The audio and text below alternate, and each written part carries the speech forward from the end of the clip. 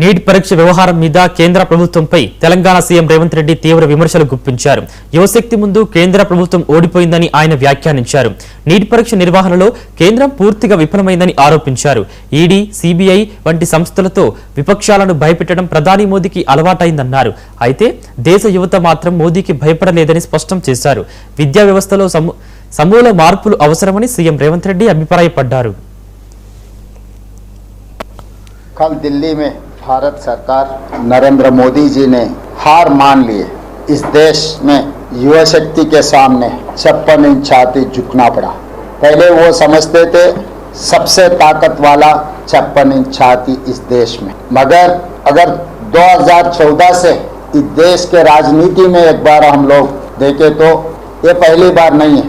जहाँ तक मुझे पता है मोदी जी का हार ये दूसरे बार। पहले नरेंद्र मोदी जी भारतीय जनता पार्टी सरकार इस देश के किसानों को, मल्टीनेशनल कंपनियों को, कॉर्पोरेट ओनर्स को गिरवी रखने के लिए कोशिश किया हुआ है।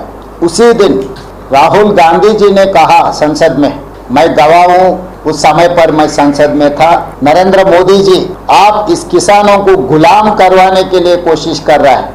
अदानी, अंबानी, अमेज़न जैसा कॉर्पोरेट कंपनियों को किसानों का ईमानदार अब बेचना चाहता है।